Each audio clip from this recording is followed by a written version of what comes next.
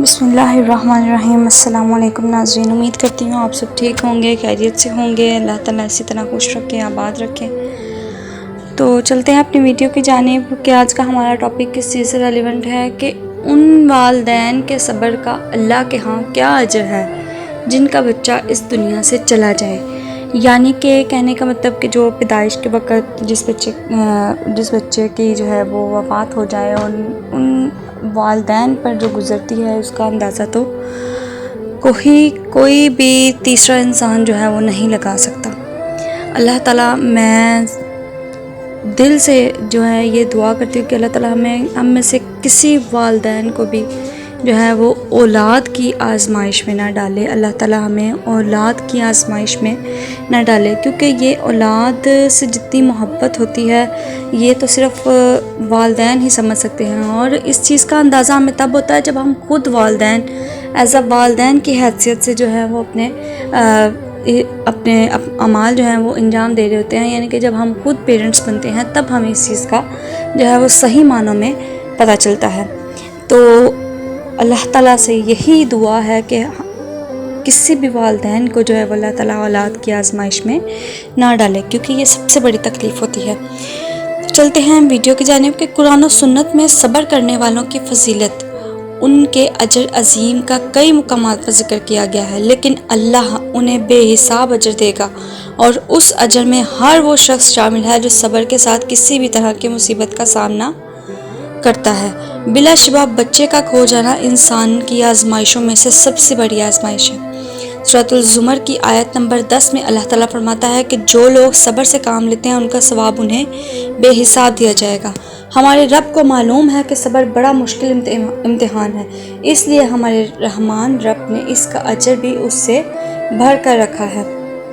हज़रत सुहैब रज़ी अल्लाह अन्हु से रवायत है कि रसूलुल्लाह सल्लल्लाहु अलैहि वसल्लम फरमाया, मोमिन का मामला अजीब है, इसका हर मामला इसके लिए भलाई का है और ये बात मोमिन के सिवा किसी और को मयसर नहीं। इसे खुशी और खुशहाली मिले तो शुक्र करता है और ये इसके लिए अच्छा होता है, और अगर इससे कोई नुकसान पहुँचे तो अल्लाह की रज़ा के लिए सब्र करता है, ये भी इसके लिए भलाई होती है। अबू सनान कहते हैं कि मैंने अपने बेटे सनान को दफन किया और अबू तलहा खुलानी कब्र की मंडेर पर बैठे थे।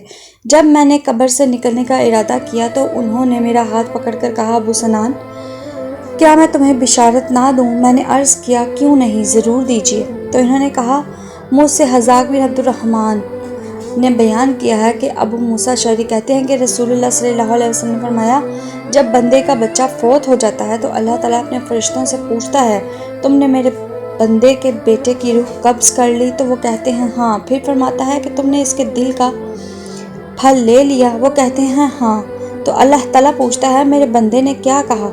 वो कहते हैं कि इसने तेरी हमद बयान की और इन्ना लिल्लाहि व इन्ना इलैहि राजिऊन पढ़ा। तो अल्लाह ताला फरमाता है, मेरे बंदे के लिए जन्नत में एक घर बना दो और इसका नाम बैतुल हम्द रख दो। अब्दुल्ला बिन अब्बास रज़ी अल्लाह अन्हु रवायत करते हैं कि इन्होंने रसूलुल्लाह सल्लल्लाहु अलैहि वसल्लम से फरमाते सुना कि मेरी उम्मत में से जिसके दो पेशरो हों, यानी जिनके दो बच्चे इस दुनिया से चले जाएं, अल्लाह इसे इनकी वजह से जन्नत में दाखिल करेगा। इस पर आयशा रज़ी अल्लाह अन्हा ने रवायत किया कि आपकी उम्मत में से जिसका एक ही पेशरो हो, तो आपने फरमाया जिसके एक ही पेशरो उसे भी इसे तौफीक याफ्ता खातून। फिर इन्होंने पूछा, आपकी उम्मत में से जिसका कोई पेशरो ही ना हो, इसका क्या होगा? तो आपने फरमाया, मैं अपनी उम्मत का पेशरो हूँ, किसी की जुदाई से इन्हें ऐसी तकलीफ़ नहीं होगी जिससे मेरी जुदाई से नहीं होगी। इमाम तिरमिज़ी कहते हैं कि हमने सैयद ने जो है वो बयान किया कि हमसे याकूब बिन अब्दुर्रहमान ने बयान किया और इनसे उम्र बिन अमरू ने जो है वो बयान किया। अबू हुरैरा रज़ियल्लाहु अन्हा ने कि रसूलुल्लाह सल्लल्लाहु अलैहि वसल्लम फरमाया, अल्लाह ताला फरमाता है कि मेरे इस मोमिन बंदे का जिसकी मैं कोई अजीज़ चीज़ दुनिया से उठा लूँ और इस पर सवाब की नीयत से सब्र कर ले तो इसका बदला मेरे यहाँ जन्नत के सिवा और कुछ नहीं। हमसे अबू मुमर ने फरमाया कि और उन्होंने आगे से अब्दुल वारिस ने और उनसे आगे अब्दुल अज़ीज़ ने और उनसे आगे انس رضی اللہ عنہ نے کہ نبی پاک صلی اللہ علیہ وسلم نے فرمایا کسی مسلمان کے اگر 3 بچے مر جائیں جو بلوغت کو نہ پہنچے ہوں تو اللہ تعالیٰ اس رحمت کے نتیجے میں جو ان بچوں سے وہ رکھتا ہے مسلمان بچے کے ماں اور باپ کو بھی جنت میں داخل کرے گا۔ ہم میں سے مسلم بن ابراہیم نے بیان کیا، کہا کہ ہم نے شعبہ نے ان سے عبد الرحمن بن عبداللہ سبحانی نے، اس کے بعد ان سے حضرت ابو سعید خدری رضی اللہ عنہ نے کہ عورتوں نے رسول اللہ صلی اللہ علیہ وسلم سے کہا کہ آپ صلی اللہ علیہ وسلم سے فائدہ اٹھانے میں مرد ہم سے آگے بڑھ گئے ہیں، اس لیے آپ اپنی طرف سے ہمارے واعظ کے یعنی کہ واضح نصیحت کرنا، تلقین کرنا کوئی دن خاص فرما دیں۔ تو آپ صلی اللہ علیہ وسلم نے ان سے 1 دن کا وعدہ فرما دیا۔